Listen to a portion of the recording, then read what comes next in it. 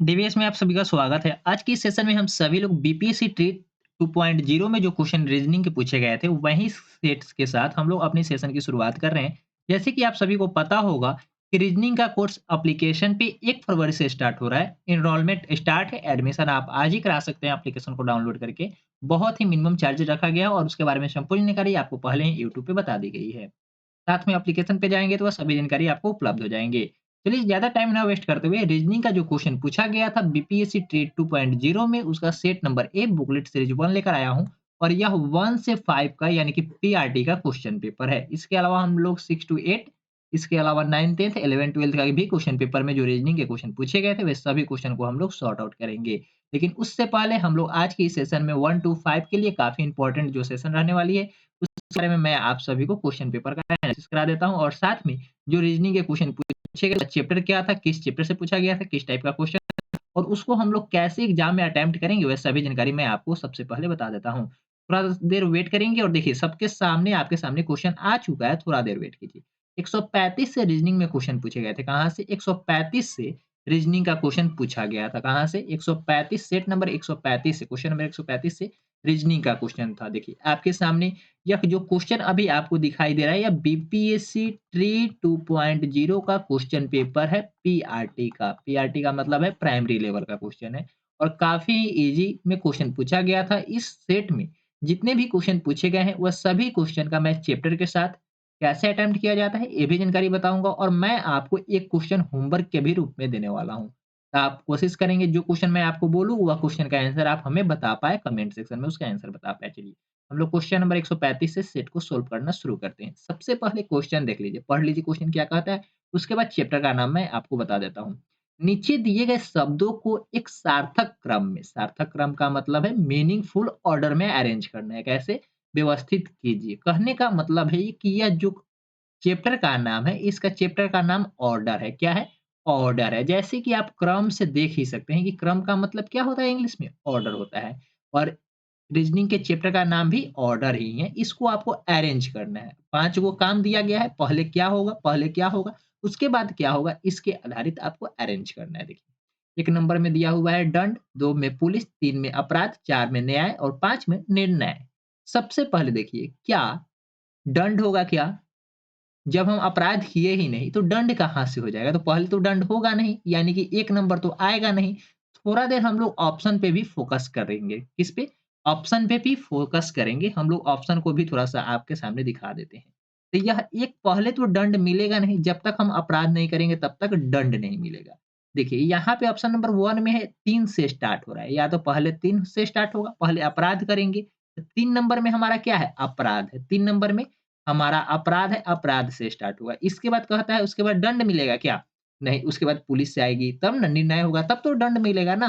तो आपका कहता है नहीं, अपराध करने के तुरंत बाद ही दंड मिल जाएगा। कैसे? पुलिस आया ही नहीं, हम गिरफ्तार हुए ही नहीं, निर्णय हुआ ही नहीं, तो दंड कैसे दे देंगे? तो यहाँ पे आपका ऑप्शन नंबर 1 भी गलत है। तो आपका सही क्या हो सकता है? अब देखिए ऑप्शन नंबर 3 में आपको 3 टू दिया हुआ है, 3 टू 4, 3 2, 4, 5, 1 दिया हुआ है। देखिए सबसे पहले क्या होगा? अपराध होगा, तब पुलिस आएगा, तब न्याय होगा, तब निर्णय होगा, तो लास्ट में क्या होगा? हमें दंड मिलेगा। तो लास्ट में हमें क्या मिलेगा? दंड मिलेगा। उम्मीद करता हूँ कि यह क्वेश्चन आपको अच्छे से समझ में आ गई होगी और अगर इस टाइप के क्वेश्चन आएँगे, ऑर्डर से रिलेटेड क्वेश्चन आएँगे, तो आप उसको अच्छे से समझाकर बना सकते हैं और एग्ज़ाम में काफ़ी ईज़ी वे में समझा सकते हैं और बना भी सकते हैं। मैं आपको बता दूँ कि एग्ज़ाम में क्वेश्चन को इस टाइप के जब क्वेश्चन पूछे जाते हैं, तो वहाँ पे आपके पास नॉलेज कितना है ये नहीं चेक किया जाता है, बल्कि आप किस तरीके से सोचते हैं, उसको चेक किया जाता है। इसलिए इस टाइप के क्वेश्चन पूछे जाते हैं। चलिए, क्वेश्चन नंबर 137 आपके जस्ट सामने है, इसी क्वेश्चन को हम लोग सॉर्ट आउट कर लेते हैं, ठीक है? देखिए, सबसे पहले यहाँ पे जो क्वेश्चन है काफ़ी इम्पोर्टेंट क्वेश्चन है और मैं आपको बता दूँ ये भी क्वेश्चन एक तरीके से ऑर्डर का ही है। क्या है? ऑर्डर का ही क्वेश्चन है, लेकिन इसमें कौन बड़ा है, कौन छोटा है, इसके आधारित है। यानी कि हम बोल सकते हैं यह ऐज ऑर्डर रिलेटेड क्वेश्चन है, ठीक है? यानी कि उम्र से संबंधित क्वेश्चन है। आप कहेंगे सर इसमें तो उम्र दिखाई दे नहीं रहा है। आप कैसे कह रहे हैं कि सर ऑर्डर जो है यह उम्र से रिलेटेड है? ऐसा नहीं। यह है बड़ा और छोटा पे आधारित यानी कि उम्र से संबंधित ही है। हम लोग जो रीजनिंग की क्लासेस करेंगे उसमें हर टॉपिक या हर लेवल वाइज़ क्वेश्चन को, चैप्टर वाइज़ क्वेश्चन को हम लोग डिस्कस करेंगे और कॉन्सेप्ट के साथ डिस्कस करेंगे। अगर जो बच्चे एनरोल करना चाहते हैं, एनरोल कर लीजिएगा। चलिए, सबसे पहले क्वेश्चन में कहता है रमेश मोहित से लंबा है। रमेश जो है वह मोहित से लंबा है। रमेश जो है वह कहीं न कहीं किससे बड़ा है? किससे बड़ा है? तो मोहित से बड़ा कौन है? मोहित से लंबा रमेश है। यानी कि रमेश से कहीं न कहीं छोटा होगा मोहित। कोई दिक्कत? कोई दिक्कत? नहीं। मोहित से लंबा रमेश है, परंतु राजीव जितना लंबा नहीं। यानी कि रमेश से भी बड़ा कौन होगा? राजीव होगा। कौन होगा? राजीव होगा। कोई दिक्कत? नहीं, लंबा नहीं है। यहाँ तक हम लोग पढ़ लिए, आगे पढ़िए। कमलेश श्याम से लंबा है। श्याम से लंबा कौन है? श्याम से लंबा है कौन? कमलेश है। कमलेश कौन है? कमलेश कौन है? कमलेश है। ठीक है? कमलेश है, परंतु मोहित जितना लंबा नहीं, परंतु मोहित जितना लंबा नहीं। तो देखिए, यहाँ पे कहता है श्याम से लंबा कमलेश है, परंतु मोहित जितना नहीं, यानी कि इससे बड़ा कौन होगा? इससे बड़ा मोहित होगा, यानी कि कमलेश से भी बड़ा कहीं न कहीं मोहित है। तो देखिए, इसमें मोहित आपको मिल गया, इस सीरीज में मोहित मिला, बस यहाँ पे आप कमलेश को बैठा दीजिए, कमलेश को बैठा दीजिए और इसके जस्ट नीचे में श्याम हो जाएगा। क्या हो जाएगा? श्याम। देखिए सभी हो गया। इनमें कहता है इनमें सबसे लंबा कौन है? इसमें सबसे लंबा कौन है? तो इसमें सबसे लंबा का आप क्या कहेंगे? इसमें कहेंगे सर इसमें सबसे लंबा हमारा राजीव है। कौन है? राजीव। इस घड़ी में सबसे ऊपर कौन है? तो इस घड़ी में सबसे ऊपर हमारा राजीव है, यानी कि राजीव इसका बिल्कुल सही आंसर ऑप्शन नंबर 1 हो जाएगा। कोई दिक्कत नहीं। इसी टाइप के जब क्वेश्चन आएँगे ऐज से संबंधित भी, तो आप उसको हल कर सकते हैं। यहाँ पे देखिए क्वेश्चन नंबर 138 भी काफ़ी इम्पोर्टेंट है। बहुत सारे बच्चे कहेंगे सर यह क्वेश्चन तो हमसे बना ही नहीं, कैसे बनता? तो देखिए थोड़ा देर 138 नंबर क्वेश्चन को आप ध्यान से पढ़िएगा। कहता है यदि एक निश्चित कूट में टीईए टीईए टी मीन्स क्या होता है? चाय होता है, यानी कि 33 लिखा गया है एवं ईएटी ईएटी इक्वल टू 67 लिखा गया है, यानी कि 67। तो निम्नलिखित में से एटीई का मतलब क्या है? एटीई का मतलब क्या है? कितना होगा? किसके बराबर होगा? यही आपसे पूछा गया है। तो सबसे पहले आप इस क्वेश्चन का चैप्टर का नाम लिख लीजिए। क्या? चैप्टर का नाम लिख लीजिए। तो चैप्टर का नाम आप लिखेंगे तो इसका बता दूं कोडिंग डिकोडिंग है। क्या है? Coding decoding. बहुत सारे बच्चे बोलते हैं क्या है? नंबर सीरीज का भी, अल्फाबेटिकल सीरीज का भी है। आप उस पे ना जाकर इसको कोडिंग डिकोडिंग हम लोग जब भी कंप्लीट करेंगे कोर्स एप्लीकेशन पे, वहाँ पे इस चैप्टर का नाम रहेगा कोडिंग डिकोडिंग और इस टाइप के क्वेश्चन आपको कोडिंग डिकोडिंग वाले चैप्टर में मिलेंगे। और यह कोडिंग डिकोडिंग से ही रिलेटेड क्वेश्चन है। सबसे पहले आपको यह फाइंड करना है कि अल्फाबेटिकल सीरीज में टी कितने नंबर पे आता है? तो आप कहेंगे सर 20। टी कितने पे आता है? तो 5। और ए कितने नंबर पे आता है? तो 1 नंबर पे। कोई दिक्कत? बिल्कुल नहीं। जब कोई दिक्कत नहीं है तो उम्मीद करता हूँ कि इस क्वेश्चन का आप आंसर बता पाएँगे। बताने में कोई दिक्कत? बिल्कुल नहीं। जब दिक्कत नहीं है तो आसानी से इस क्वेश्चन का आंसर बताइए। देखिए 20 आप 5 जोड़ेंगे तो 25 हो जाएगा, 25 और 1 जोड़ेंगे तो 26 हो जाएगा। 26 को दुगुना कर देंगे तब 52 हो जाएगा, लेकिन 33 तो आ नहीं रहा है। तो इस क्वेश्चन में लॉजिक यह है कि 20 को 1 के साथ गुना कीजिए, 1 के साथ गुना कीजिए तो कितना हो जाएगा? 20। ठीक। 5 को 2 के साथ गुना कीजिए, कितने के साथ? 2 के साथ। तो 2 के साथ गुना करेंगे तो 5 दूना कितना हो जाएगा? 10। 5 दूना 10 हो जाएगा। कितना हो जाएगा? 5 दूना 10। और इसके तुरंत नीचे जो 1 है, इसको आप 3 से गुना कर दीजिए। कितना से? 3 से गुना करेंगे तो 3 हो जाएगा। 1 को 3 से गुना करेंगे तो 3 हो जाएगा। अब जोड़ दीजिए। 20 और 10 जोड़ेंगे तो 30 और 30 और 3 जोड़ेंगे तो 33। क्या 33 मिला? तो आप कहेंगे सर हाँ, बिल्कुल मिल गया। तो लॉजिक आपको पता लगा? हाँ, लॉजिक तो ऑप्शन नंबर ए के लिए यानी कि टी के लिए हमें पता लग गया इसमें लॉजिक क्या है। जो लॉजिक हम फाइंड किए अगर वह सही होगा तो वही लॉजिक हमें ईट में भी लगेगा, यानी कि ईएटी में भी लगेगा। लगेगा या नहीं लगेगा? हाँ, बिल्कुल लगेगा। तो ई कितने नंबर पे आता है? तो आप कहेंगे सर 5 पे। ए कितने नंबर पे आता है? 1 पे। और टी कितने नंबर पे आता है? तो 20 पे। ठीक है? इसको गुना कीजिए। फर्स्ट वाले को 1 के साथ गुना करेंगे तो 5 हो जाएगा। सेकंड वाले को 2 के साथ गुना करेंगे तो 2 हो जाएगा। और थर्ड वाले को 3 से गुना करेंगे तो यह कितना हो जाएगा? 60 हो जाएगा। 60 और 2 जोड़ेंगे तो 62। अब 62 5 जोड़ेंगे तो 67। 67 67 यानी कि जो लॉजिक हम फाइंड किए वो बिल्कुल सही है। कोई दिक्कत नहीं। तो अब हमें फाइंड क्या करना है? हमें फाइंड करना है, बताइए एटीई का कोड क्या होगा? अब आप सभी को लॉजिक हम बता दिए हैं, तो थोड़ा देर आप यह बताइए कि 8 का क्या आ रहा है? 8 का क्या आ रहा है? तो आप बहुत सारे बच्चे कमेंट भी कर रहे हैं और मैं सभी का आंसर देख भी पा रहा हूँ कि जो बच्चे कमेंट कर रहे हैं काफ़ी अच्छा है और उनका आंसर क्या है, मैं आपको बता दूँ। एटीई ए तो 1 नंबर पे आता है। सी हमारा 20 नंबर पे आता है, ई हमारा 5 नंबर पे आता है। तो गुना कीजिए, 1 को 1 से गुना कीजिएगा 1, दूसरे वाले को 2 से गुना करेंगे तो 20 दूना 40 और थर्ड वाले को 3 से गुना करेंगे तो 15, 5 या 15, 15 40 जोड़ेंगे तो 55, 55 1 जोड़ेंगे तो 56। आपका ऑप्शन नंबर कौन-सा? ऑप्शन नंबर 3 बिल्कुल सही है। ऑप्शन नंबर 3 बिल्कुल सही है, कोई दिक्कत नहीं। उम्मीद करता हूँ इस टाइप के भी जब क्वेश्चन आएँगे कोडिंग डिकोडिंग से रिलेटेड तो आप बना पाएँगे। देखिए, यहाँ पे क्वेश्चन नंबर जो 136 है, 136 यह काफ़ी इम्पोर्टेंट क्वेश्चन है और काफ़ी ईज़ी क्वेश्चन है। देखते हैं इसका आंसर आप सभी बच्चे बता रहे हैं, ऑप्शन नंबर सी होगा। लेकिन कैसे? चैप्टर का नाम क्या है? तो मैं आपको बता दूँ इस चैप्टर का नाम है डिक्शनरी। क्या है? डिक्शनरी। क्या है? डिक्शनरी। चैप्टर का नाम क्या है? डिक्शनरी। क्या है? डिक्शनरी, ठीक है। डिक्शनरी आप याद रखेंगे शब्दकोश हिंदी में बोलते हैं, क्या बोलते हैं? हिंदी में शब्दकोश बोलते हैं। सबसे पहले क्वेश्चन पढ़ लीजिए, कहता है शब्द इतना कि अक्षरों से निम्नलिखित में से कौन-सा एक शब्द नहीं क्या है? नहीं बनाया जा सकता। तो कौन-सा शब्द नहीं बनाया जा सकता? बस इसमें आपको यही कॉन्सेप्ट याद रखना है कि डिक्शनरी का बस मात्र एक ही कॉन्सेप्ट है। कॉन्सेप्ट यह है इसमें जो अक्षर नहीं होगा, इसमें जो अक्षर, जो लेटर नहीं दिया होगा, वह वर्ड बनेगा ही नहीं, वह वर्ड नहीं बनेगा। तो देखिए एम इसमें दिया हुआ है, हाँ दिया हुआ है, वाई दिया हुआ है, हाँ वाई दिया हुआ है, ओ दिया हुआ है, हाँ ओ भी दिया हुआ है, पी दिया हुआ है, हाँ पी भी दिया हुआ है, आई दिया हुआ है, हाँ आई भी दिया हुआ है, सी दिया हुआ है क्या? हाँ सी भी दिया हुआ है। यानी कि यह तो बन गया, तो आपका ऑप्शन नंबर ए तो होगा नहीं सही। जो नहीं बनता है वह नए आंसर आपसे पूछा जा रहा है। चलिए आगे हम लोग खोजेंगे कौन नहीं बनेगा। तो देखिए ऑप्शन नंबर 1 तो बन जा रहा है, तो यह बिल्कुल आपका गलत आंसर हो जाएगा क्योंकि आपसे जो नहीं बनेगा उसका आंसर बताना है। आई एम, आई भी है यहाँ पे देखिए एम भी है, पी भी है, एल भी है। क्या है? एल, एल है, आई है, ठीक है, सी है, आई है, ठीक है और टी भी है। आप एक बात को ध्यान यह रखेंगे कि जो लेटर जितनी बार आया है उस लेटर का हम उतनी बार ही प्रयोग कर सकते हैं। उससे कम बार प्रयोग कर सकते हैं लेकिन उससे ज़्यादा बार नहीं, ठीक है? तो आपका ऑप्शन नंबर 2 भी बन जा रहा है, ऑप्शन नंबर 2 भी बन जा रहा है यानी कि ये भी आपका ऑप्शन क्या हो गया? गलत हो गया। लेकिन देखिए, जो लिखा हुआ है TITLE टाइटल, क्या टाइटल बनेगा? इसमें देखिए, टी तो हमारा एक बार मिल गया, टी मिल गया, आई भी मिल गया, कहाँ? आई भी मिल गया, टी भी एक बार और टी मिल गया, ठीक है? एल, एल इसमें खोजिए तो एल भी मिल गया। क्या इसमें ई कहीं भी है? बताइए, इसमें कहीं भी ई है? ई तो नहीं है। जब ई नहीं है तो हमारा यह वर्ड कैसे बनेगा? हमारा यह वर्ड कैसे बनेगा? तो आपका बिल्कुल सही आंसर ऑप्शन नंबर सी होगा, जो कि यह वर्ड नहीं बनाया जा सकता। और आपसे क्वेश्चन में भी यही पूछा जा रहा था कि कौन-सा वर्ड नहीं बनेगा, वही उसकी ही आपको पहचान करनी थी। ये क्वेश्चन नंबर 136 का बिल्कुल सही आंसर ऑप्शन नंबर 136 होगा, कोई दिक्कत नहीं।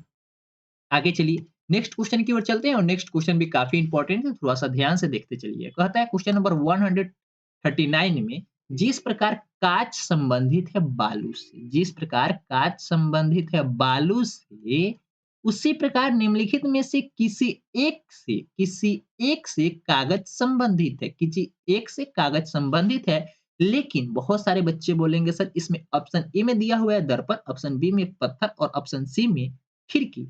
ऑप्शन नंबर डी में उपर्युक्त में से एक से अधिक और ई में कहता है इनमें से कोई नहीं, इनमें से कोई नहीं। जैसे ही आप थोड़ा-सा क्वेश्चन को ध्यान से पढ़ेंगे तो कहता है उसी प्रकार निम्नलिखित में से किसी एक से, जैसे ही एक आया यानी कि इसमें जितने भी ऑप्शन है उसमें से मात्र किसी न किसी एक से ही संबंधित हो सकता है।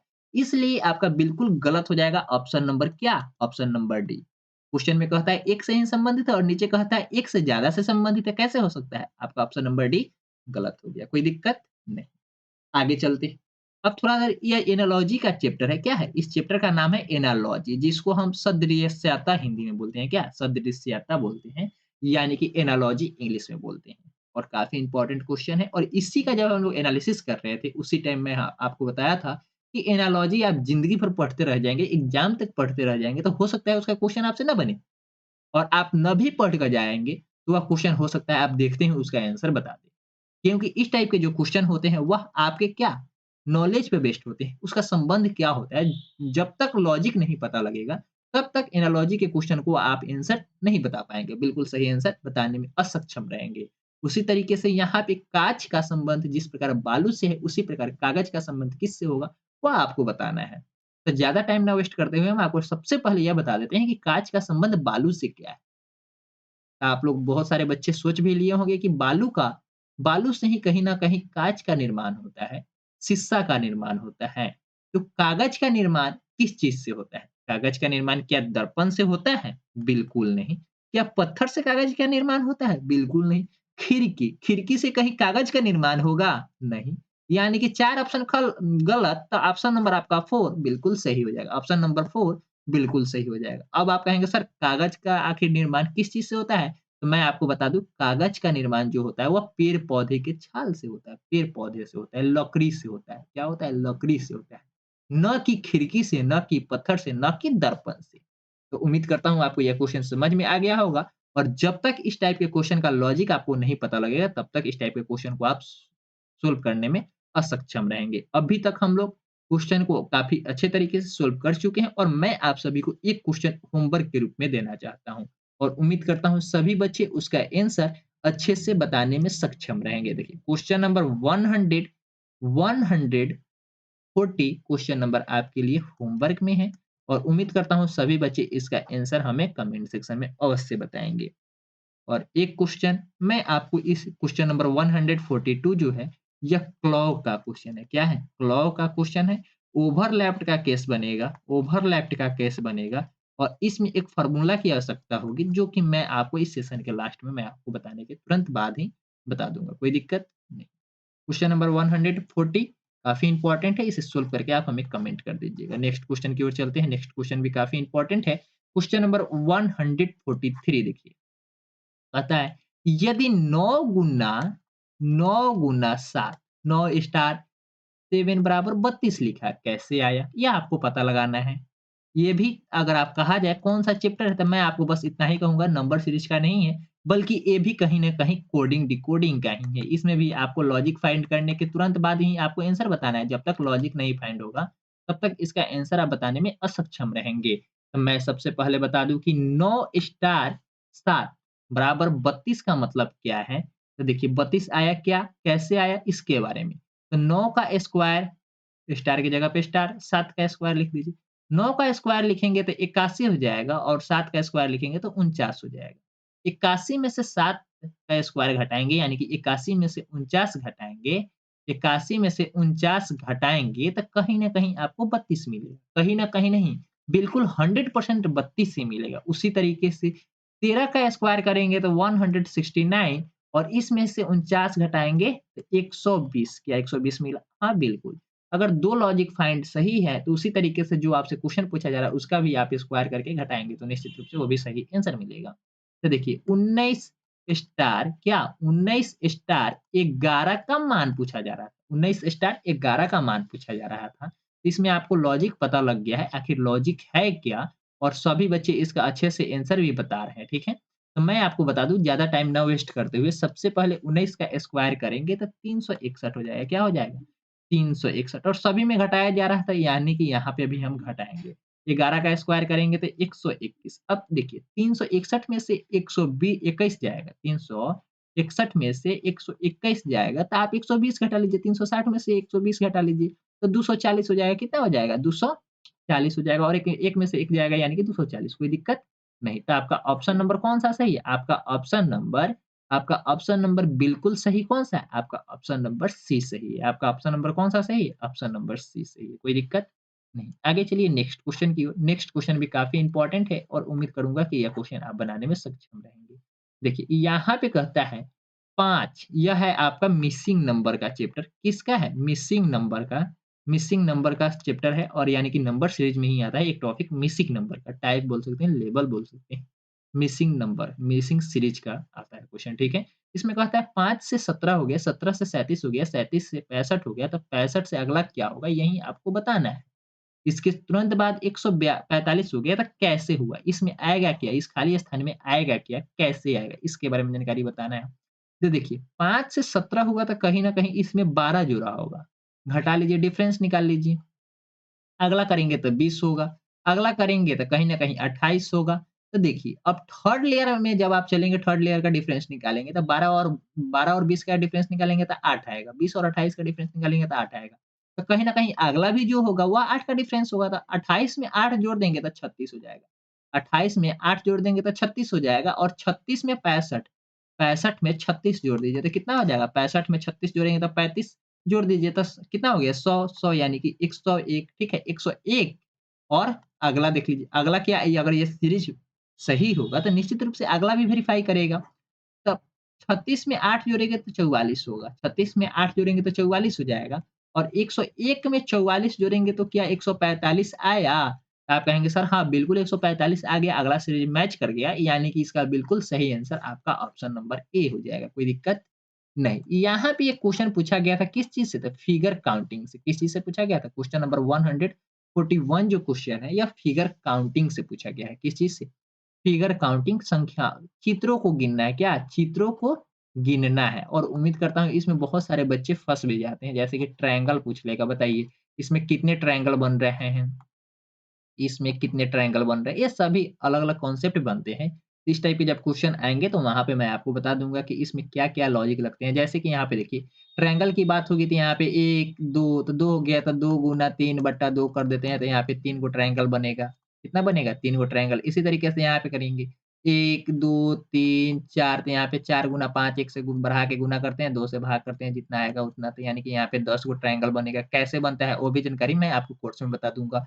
यहाँ पे कहता है कुल कितने आयत बनेंगे? तो आयत का भी कॉन्सेप्ट जो है वो आने वाले समय में जब हम लोग प्रैक्टिस सेट करेंगे, वहाँ पे हम लोग इसका कॉन्सेप्ट हर हाल में बताएँगे और क्वेश्चन को सॉल्व करेंगे। अगर आप चाहते हैं कोर्स को जॉइन करना, तो आज ही जॉइन कर लीजिए, वहाँ पे आपको सभी कॉन्सेप्ट के साथ कंटेंट उपलब्ध हो जाएँगे और जैसे ही क्लासेस चलते जाएँगे सभी कोर्सेज़ अवेलेबल होते जाएँगे, ठीक है? यानी कि इसका बिल्कुल सही आंसर ऑप्शन नंबर 1 होगा। कितने आयत बनेंगे? तो 18 आयत बनेंगे। कैसे बनेंगे? तो काउंट कर लीजिए। 1 गो, 2 गो, 3 गो, इसी तरीके से 4, 5, 6, 6 गो तो ऐसे बन गया, कोई दिक्कत नहीं। आगे चलिए, ये 6 तो हो गया, आगे चलते हैं हाँ। यहाँ पे 18 बनेंगे, कैसे बनेंगे वो भी बता देता हूँ। इसके जस्ट तुरंत देखिए यहाँ पे 6 को तो हम लोग काउंट कर लिए, यहाँ पे देखिए 1 गो, इस तरीके से देखेंगे या 2 गो, इस तरीके से देखेंगे तो यह 3 गो, 6 गो और 3 गो जोड़ लीजिए, कितना हो गया? 9 गो, 6 गो 3 गो जोड़ेंगे तो कितना हो गया? 9 गो, कितना हो गया? 9 गो। यह तो अभी हॉरिज़ॉन्टली ऐसे बनाया हूँ, कैसे? ऐसे बनाया हूँ, ठीक है? अब थोड़ा देर के लिए आप ये देखिए, ठीक है? कितना हुआ अभी? 9 गो बना, आगे चलते हैं। यहाँ पे इस दोनों को ऐड कर दीजिए, इस दोनों को ऐड करेंगे तो कितना हो जाएगा? 1 गो, इस दोनों को ऐड कर दीजिए, कितना हो जाएगा? 3 गो इस 2 गो हो गया, ठीक है? अब इस तीनों को ऐड कर दीजिए, तो 3 गो हो गया। इसी तरीके से क्या ऊपर भी 3 गो बनेगा? हाँ, बिल्कुल 6 गो तो हो गया ये।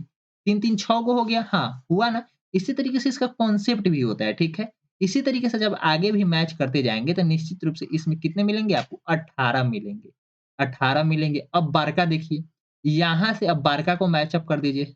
यहाँ पे हो जाएँगे एगो यहाँ पे 2 गो और एक पूरा यह बार का तो 3 गो देखिए क्या 18 मिल गया? हाँ, 18 मिल गया। तो इसी तरीके से आपको खोजना पड़ता है लेकिन इसका एक शॉर्ट ट्रिक भी है जो कि आपको कोर्स में बता दिए जाएँगे या आने वाले समय में जब सेशन कराए जाएँगे तो वहाँ पे निश्चित रूप से आपको उपलब्ध हो जाएँगे। आज तो बीपीएससी ट्रेड 2.0 में जो क्वेश्चन पूछे गए थे उसका एनालिसिस एक तरीके से कर सकते हैं, चैप्टर के साथ सॉल्यूशन कह सकते हैं। काफ़ी इंपॉर्टेंट सेशन है तो यहाँ पे आप ध्यान से देखते चलिएगा और आगे क्वेश्चन को सॉल्व करते चलिए। कहता है वह शब्द चुनिए, क्या कहता है? वह शब्द चुनिए जो समूह के अन्य शब्दों से कम मेल खाता है, कम से कम मेल खाता है। इसमें आपको बताना है भिन्न, इस टाइप के क्वेश्चन का जो आता है वह ऑड वन आउट का क्वेश्चन है, क्या है? ऑड वन आउट इसका दूसरा नाम हम लोग क्लासिफिकेशन भी बोल सकते हैं, क्या बोल सकते हैं? क्लासिफिकेशन भी बोल सकते हैं यानी कि वर्गीकरण, क्लासिफिकेशन यानी कि वर्गीकरण। वर्गीकरण कब करते हैं? जब आपको कॉन्सेप्ट पता हो, किस आधार पे उसको वर्गीकरण करना है, वर्गीकृत करना है, तो उस आधार पे आप क्या कर सकते हैं? उसको छाँट सकते हैं, ठीक है? तो यहाँ पे आपको कहता है कि इनमें से कौन-सा कम से कम मेल खाता है, यानी कि जो भिन्न है वही बताना है, अलग जो है वही बताना है। तो देखिए, गुलाब है, गेंदा का फूल है, ठीक है? या कहीं न कहीं कहाँ पे होता है? तो पृथ्वी पे उगता है, यानी कि पृथ्वी का मतलब है मरुस्थल ज़मीन चाहिए ही चाहिए, ठीक है? लेकिन जो कमल का फूल है जो कमल का फूल है, यह कहीं न कहीं कहाँ पे उगता है? कहाँ पे उगता है? तो आप सभी कहेंगे कि तालाब में उगता है यानी कि पानी में उगता है। यानी कि इसके लिए क्या है? कमल यानी कि पानी में उगता है, इसलिए अंतर क्या है? यही सबसे अलग है, ऑप्शन नंबर सी इसका बिल्कुल सही आंसर होगा। इसमें भी देखिए ऑड वन आउट एनालॉजी ऐसे 2-3 टॉपिक है, जो आप जितना भी पढ़ लीजिए, उसका आंसर हो सकता है कि आप न भी बना पाएँ। हो सकता है न भी पढ़ कर जाएँगे, फिर भी आप इस एग्ज़ाम में उस टाइप के क्वेश्चन को देखते हैं, उसका आंसर बता पाएँगे। क्योंकि उसका लॉजिक अगर आपको जब तक पता नहीं लगेगा तब तक वह क्वेश्चन सॉल्व होगा नहीं आपसे, ठीक है? यहाँ पे एक क्वेश्चन आपसे जो बीपीएससी ट्री 2.0 में जो क्वेश्चन पूछा गया था, उसमें से मात्र एक ही यह क्वेश्चन जो था, ही हार्ड था, जो थोड़ी देर के लिए हम कह सकते हैं कि बच्चे नहीं पढ़े रहते हैं इस टाइप के क्वेश्चन या इस टाइप के क्वेश्चन में उसकी मानसिकता को चेक किया जाता है कि वह क्या करेंगे या क्या निर्णय लेंगे, ठीक है? जिसकी वजह से यहाँ पे क्या होगा, दिक्कत हो सकता है आपको, ठीक है? यहाँ पे देख लीजिए, क्वेश्चन पढ़ लीजिए। सबसे पहले क्वेश्चन नंबर 148 ही ऐसा क्वेश्चन है जो आपको दिक्कत यानी कि समस्या पैदा करने वाली थी। और यह चैप्टर का नाम मैं आपको बता दूँ तो स्टेटमेंट एंड कंक्लूजन का है। स्टेटमेंट एंड कंक्लूजन का है। तो उम्मीद करता हूँ इस टाइप के जब क्वेश्चन आएँगे यानी कि सेट जब कंप्लीट कराए जाएँगे तो आने वाले समय में इस टाइप के जितने भी कॉन्सेप्ट हैं सभी आप क्लियर कर लेंगे। कहता है यदि एक आप प्रबंधक है और आपका कोई कर्मचारी ठीक से काम नहीं कर रहा है, तो एक प्रबंधक के रूप में आप क्या करेंगे? आप क्या करेंगे? उसे निकाल देंगे क्या? उसे निकाल देंगे, काम नहीं करेगा तो उसे निकाल देंगे। बहुत सारे बच्चे कहेंगे सर बिल्कुल सही आंसर ऑप्शन नंबर बी होगा, काम नहीं करेगा तो उसे हम निकाल देंगे। लेकिन कहता है इसमें से जो सबसे सटीक है वही आंसर आपको चुनना चाहिए। उसे सुधारने के लिए 2 सप्ताह का समय देंगे, उसे सुधरने के लिए 2 सप्ताह का समय देंगे। हो सकता है आप टाइम दे दें, लेकिन सोचेंगे पता नहीं सुधरेगा कि नहीं सुधरेगा 2 सप्ताह का जो मेरा पैसा है या एक्सपेंस हो रहा है इसके ऊपर वो भी जियान चला जाएगा। ये भी कर सकते हैं बहुत सारे बच्चे। कह सकते हैं कि उसको टाइम दे देंगे सुधारने के लिए, हो सकता है कोई निकाल देंगे। लेकिन ये सभी अभी तक उपयुक्त नहीं है, यानी कि जो इसका सही आंसर होना चाहिए वो नहीं। जब तक आप प्रबंधक यानी कि मैनेजर हैं, किसी कंपनी के, किसी इंस्टीट्यूट के, कहीं के भी मैनेजर हैं, जब तक उससे आप समस्या नहीं जानना चाहेंगे, उस कर्मचारी के बीच में ठीक से काम नहीं कर रहा है तो आखिर क्यों नहीं कर रहा है, उसकी समस्याओं का पता नहीं लगाएँगे, तब तक आप निकाल देंगे भी तो वह समस्या उसकी दूर नहीं होगी। आप उसे सुधारने के लिए भी टाइम दे देंगे, सुधार जाओ काम गलत हो रहा है तुम्हारा, ऐसे करेंगे तो भी नहीं सुधर पाएगा। जब तक उसकी समस्याओं का सॉर्ट आउट नहीं होगा, तब तक वह सुधार नहीं पाएगा, वो अपने आप से नहीं सुधरेगा। तो कहा जा रहा है यहाँ पे प्रबंधक के रूप में आप होते, तब मैं होता तो उसे क्या करता, उससे बात करेंगे और उसकी समस्याओं को जानने का प्रयास करते, उसकी समस्याओं का जानने का प्रयास करते ताकि उसकी समस्याएँ सॉर्ट आउट हो जाएगी, तो वह बिल्कुल अच्छे से काम करने में सक्षम होगा। यह स्टेटमेंट एंड कंक्लूजन का क्वेश्चन था। इसमें आपका बिल्कुल सही आंसर ऑप्शन नंबर ए होगा, कोई दिक्कत नहीं। यही एक क्वेश्चन था जो बीपीएससी ट्री 2.0 में हार्ड क्वेश्चन था और बच्चे इस टाइप के क्वेश्चन का आंसर देने में असक्षम रह गए। ठीक है? आगे चलते हैं क्वेश्चन नंबर 146 की ओर। काफ़ी इंपोर्टेंट क्वेश्चन है और उम्मीद करता हूँ कि ये सभी क्वेश्चन आप सभी देखते ही उड़ा रहे होंगे। ए आपका कितने नंबर पे आता है? ए, जेड, जी, टी, एम, एन। अगला क्या होगा? वाई, बी लिखा गया है, ठीक है? आपको ज़्यादातर कुछ नहीं करना। जब इस टाइप के क्वेश्चन आएँगे तो ये अल्फ़ाबेटिकल सीरीज़ का ही क्वेश्चन है, लेकिन अल्फ़ाबेटिकल मिसिंग सीरीज़ का क्वेश्चन है। अल्फ़ाबेट मिसिंग सीरीज़ का क्वेश्चन है। उम्मीद करूँगा जब इस टाइप के क्वेश्चन आपके एग्ज़ाम में आएँगे, चैप्टर का नाम आपको पता लग गया है, कैसे अटेम्प्ट करते हैं, वह जानकारी मैं आपको बता देता हूँ। सबसे पहले यहाँ पे सीरीज़ लिख लीजिए। 1 कितने नंबर पे आता है? वह लिख लीजिए। 1 26, जी 7 पे, टी 20 पे, एम 13 पे और एन 14 पे। अगला क्या होगा ये आपको बताना है। Y आपका 25 पे होता है और B 2 पे होता है। उम्मीद करूँगा कि आपको जैसे ही आप इतना लिखेंगे तो आपको यह पता लग रहा होगा 1 और 26 जोड़ेंगे तो 27, 2 7 और 20 जोड़ेंगे तो 27, 13 और 14 जोड़ेंगे तो 27, यानी कि 25 और 2 जोड़ेंगे तो 27, यानी कि ये दोनों आपस में क्या है? अपोज़िट है। आपस में क्या है? अपोज़िट लेटर है। आपस में अपोज़िट लेटर है। आपस में क्या है? अपोज़िट लेटर है, ठीक है? अब यहाँ पे अपोज़िट लेटर तो है, यानी कि यहाँ पे भी जो अगर हम फर्स्ट लेटर को फाइंड कर लेते हैं, तो निश्चित रूप से हमारा सेकंड पता लग जाएगा कौन-सा लेटर होगा, ठीक है? सेकंड लेटर पता लग जाएगा ना? कोई दिक्कत नहीं। आगे चलते हैं। क्या यहाँ पे कभी भी के आपका कितना होता है? सभी का योगफल देखिए 27 है, ठीक है? तो आगे आप थोड़ा-सा ध्यान ये लगाइए। यहाँ पे के का आप देखेंगे तो 11 हो जाएगा, के का देखेंगे तो कितना हो जाएगा? के का देखेंगे तो 11 और एफ का देखेंगे तो 6, एफ का देखेंगे तो कितना हो जाएगा? 6, यानी कि कभी नहीं यह 17 हुआ क्या? नहीं। कभी भी यह 27 हुआ? नहीं हुआ, यानी कि यह आपका ऑप्शन नंबर बी हो ही नहीं सकता। जब ऑप्शन नंबर बी नहीं होगा तो क्या हो सकता है? कैसे सोल्व करेंगे उसके बारे में जानकारी बताता हूँ। तो देखिए 1 से यह कहीं न कहीं 7 हो गया, 7 से कहीं न कहीं यह क्या हो गया? 13 हो गया, 7 से यह क्या हो गया? 13 हो गया। तो कैसे हुआ? 7 से 13 हुआ तो आखिर क्या जोड़े कि 13 हो गया? अब 13 से अगला क्या होगा? और अगला हमें 25 चाहिए, ठीक है? तो देखिए 1 और 7 के बीच में डिफरेंस कितने का है? 6 का। 7 और 13 के बीच में डिफरेंस कितने का है? 6 का। 13 और अगले में कितने का डिफरेंस होगा? अगर 6 का ही डिफरेंस होगा क्योंकि यहाँ पे तो 6 का डिफरेंस चल रहा है, तो अगला भी 6 का डिफरेंस हो सकता है। क्या? हो सकता है। तो 13 और 6 जोड़ेंगे तो 19 हो जाएगा। क्या? 19। 19 पे क्या आपका के आता है? नहीं। के तो आपका 11 पे आता है, टी आपका 20 पे आता है। तो ऑप्शन नंबर बी और सी तो बिल्कुल गलत। बी और सी बिल्कुल गलत है। तो क्या हो सकता है? ऑप्शन नंबर या तो सही ए होगा या तो ऑप्शन नंबर डी या तो ऑप्शन नंबर ई। जब यहाँ पे गलत हो गए ऑप्शन नंबर बी बी और सी दोनों गलत हो गए हैं, तो उपयुक्त में से एक से अधिक आंसर कैसे हो सकता है? यानी कि आपका ऑप्शन नंबर डी भी गलत हो गया। बी, सी, डी तीनों ऑप्शन गलत हो गए। अभी 2 ऑप्शन आपके साथ हैं, ऑप्शन नंबर ए और ऑप्शन नंबर ई। या तो ऑप्शन नंबर ए सही हुआ तो आपका बिल्कुल सही आंसर ऑप्शन नंबर ए होगा। अगर वह गलत हो गया तो निश्चित रूप से अगला ई आपका बिल्कुल सही आंसर हो जाएगा, ठीक है? लेकिन यहाँ पे 19 से आगे, आगे देखिए। अब आगे तो आपको ज़्यादातर कुछ नहीं करना है, 19 में 6 जोड़ेंगे तो 25 हो रहा है कि नहीं हो रहा है? बिल्कुल हो रहा है, यानी कि कहीं न कहीं इसमें 6 प्लस करना ही था। तो 19 पे आपका एस आता है, 19 पे एस आता है और हमें 18 कितना चाहिए? दोनों का योगफल 27 चाहिए, दोनों का योगफल 27 चाहिए, तो 19 में हम कितना जोड़ दें कि 27 हो जाएगा? तो आप कहेंगे सर कुछ नहीं कीजिए, 19 में 8 जोड़ दीजिए तो हमारा 27 प्राप्त हो जाएगा। यानी कि 8 पे क्या आता है? 8 पे एच आता है, क्या आता है? एच आता है। यानी कि एस, एच आपस में क्या होंगे? अपोजिट होंगे। एस, एच आपस में अपोजिट होंगे, यानी कि यहाँ पे क्वेश्चन मार्क के स्थान पे एस, एच आएगा, ऑप्शन नंबर आपका ए आएगा, कोई दिक्कत नहीं। उम्मीद करता हूँ बिल्कुल सही आंसर आपका ऑप्शन नंबर 1 होगा, ठीक है? और इस टाइप के क्वेश्चन आते ही अल्फाबेटिकल सीरीज देखते ही आप कुछ नहीं करेंगे, सबसे पहले उसका सीरीज लिखेंगे। क्या लिखेंगे? सीरीज। सीरीज कहने का मतलब है वह कितने नंबर पे आता है। नेक्स्ट क्वेश्चन काफी इंपॉर्टेंट है, यह आपका है किस चीज से?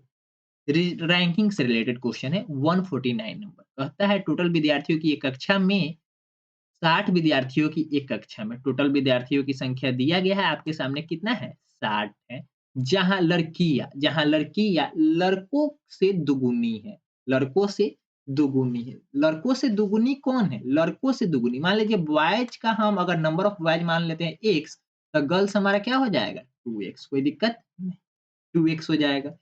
ए शीर्ष से 17वें स्थान पे है, शीर्ष से यानी कि ऊपर से नीचे की ओर, शीर्ष से ऊपर से नीचे की ओर कितने नंबर पे है? 17वें स्थान पे कौन है? ए है। शीर्ष स्थान ए पे कौन है? 17वें स्थान पे ए है। यदि ए से आगे भी 9 लड़कियां हैं, 9 आगे 9 लड़कियां हैं, कितनी हैं? 9 लड़कियां हैं, तो उसके बाद कितने लड़के हैं? यानी कि इससे पीछे कितने लड़के हैं यह आपसे पूछा जा रहा है। इस टाइप के क्वेश्चन में सबसे पहले आप बॉयज और गर्ल्स की संख्या को पता लगा लेंगे और उसके बाद देख लेंगे जितना बॉयज गर्ल्स आएगा इसके आगे 9 लड़कियां हैं, तो लड़कियों की संख्या आपको पता लग गया तो बॉयज की संख्या उसके पीछे कितने होंगे वो आपको पता लग जाएगा। तो इस क्वेश्चन को आप अच्छे से अपने से सॉल्व कर लीजिएगा और आंसर कमेंट सेक्शन में बता दीजिएगा। काफ़ी ईज़ी क्वेश्चन थी, इसका कॉन्सेप्ट मैं आपको बता दिया हूँ और चैप्टर का नाम भी बता दिया हूँ। तो उम्मीद करता हूँ आप इस क्वेश्चन को सॉल्व करने में सक्षम रहेंगे। इसमें ज़्यादातर कोई क्वेश्चन नहीं है और काफ़ी इंपॉर्टेंट क्वेश्चन है, थोड़ा-सा ये देख लीजिए। लास्ट क्वेश्चन है, काफ़ी इंपॉर्टेंट। यदि किसी निश्चित भाषा में निश्चित की कहता है किसी निश्चित भाषा में यानी कि कोड भाषा में लिखा गया है REMOTE, रिमोट को क्या लिखा गया है? RO लिखा गया है, ROTEME। देखिए इसमें कोड क्या है यही आपको लॉजिक फाइंड करना है। जैसे इसका लॉजिक आप फाइंड लगा लेंगे तो इसका आंसर जो पूछा जा रहा है स्लोली का क्या होगा तो आप उसको भी बता पाएँगे। देखिए R और E जो जहाँ है वह अपने स्थान पे है, कोई दिक्कत नहीं, कोई दिक्कत नहीं। यहाँ पे देखिए यह तिरछा स्थान आया है, ये भी तिरछा आया है। यह आगे गया, ये भी आगे गया, ठीक है? इसी तरीके से इसी एरो को हम लोग फ़ॉलो करेंगे, ठीक है? यहाँ पे हम लोग एस लिख लेते हैं, क्या? SLOWLY, वाई का तो वाई हो जाएगा, ठीक? और एस का एस हो जाएगा, कोई दिक्कत? एस का एस हो जाएगा। अब देखिए, यहाँ पे यह लास्ट वाला, यह डब्ल्यू इसके बगल में आएगा, एसडब्ल्यूएल, एसडब्ल्यूएल कोई दिक्कत? एसडब्ल्यूएल कोई दिक्कत? बिल्कुल नहीं। इसके बाद एल, फिर से एल और ओ वाई आ जाएगा, एसडब्ल्यू-डबल-एल-ओ-वाई, एसडब्ल्यू-डबल-एल-ओ-वाई आपका ऑप्शन नंबर बी मैच करता है, बिल्कुल सही आंसर इसी तरीके से आपका ऑप्शन नंबर बी निकलेगा। इस टाइप के क्वेश्चन को सॉल्व करने के लिए सबसे पहले आपको कोड फाइंड करना होगा कि आखिर कैसे किस नंबर को कहाँ से उठाकर कहाँ पे लिखा गया है। नंबर तो रिमोट लिखा गया था, रिमोट को ही नंबर संख लेटर को आगे पीछे करके फिर से ROTEME लिख दिया गया था। उसी तरीके से सोलोली का पूछा गया था कि हम क्या लिखेंगे? तो सोलोली का SLOWLY को जब हम कोड करेंगे तो SWLLOY लिखा जाएगा यानी कि ऑप्शन नंबर बी बिल्कुल सही होगा। उम्मीद करता हूँ जितने भी क्वेश्चन इस सेट में पूछे गए थे काफ़ी इंपॉर्टेंट क्वेश्चन थे और आप इसे सोल्व करने में अच्छे से सोल्व कर पाए होंगे और इसके कॉन्सेप्ट को समझ पाए होंगे। और जब से आपसे क्वेश्चन इस टाइप के क्वेश्चन पूछे जाएँगे, तो निश्चित रूप से इस टाइप के क्वेश्चन को आप अच्छे से सॉल्व करने में सक्षम होंगे। और जो बच्चे अभी तक कोर्स में एनरोलमेंट नहीं कराए हैं, यानी कि एडमिशन नहीं लिए, अगर वह चाहे कोर्स में अच्छे से एडमिशन लेना और अच्छे से कंटेंट के साथ पढ़ाई करना, तो कोर्स में आज ही एडमिशन करा लीजिएगा, क्योंकि काफ़ी इंपॉर्टेंट कोर्स है और एप्लीकेशन डीवीएस टीच पे मिल जाएँगे। मैं आपको एक जानकारी और बता दूँ, डीवीएस टीच मोबाइल एप्लीकेशन को प्ले स्टोर से डाउनलोड कर लीजिएगा, वहाँ पे कोर्सेज़ मिल जाएँगे। इसके अलावा यूट्यूब पे ही आपको प्रैक्टिस सेट, जैसे कि कल से ही हम लोग 20 क्वेश्चन रीज़निंग का और 10 क्वेश्चन मैथ का आने वाले समय में 15 फरवरी से मैथ और रीज़निंग दोनों के क्वेश्चन को शामिल करेंगे, लेकिन 15 फरवरी से पहले तक सिर्फ़ और सिर्फ़ 15 से 20 क्वेश्चन रीज़निंग के ही सॉल्व करेंगे, वह रात्रि 8 बजे यूट्यूब पे होंगे। तो ध्यान से इस टाइमिंग को ध्यान रखेंगे, और अगर आपको कोई भी समस्या हो तो नीचे कमेंट बॉक्स आपके लिए खुला हुआ है, कमेंट कर दीजिएगा और उसका आंसर मैं आपको बता ही दूँगा, और जो क्वेश्चन आपको बताए गए हैं, वह क्वेश्चन आप हमें कमेंट करके बता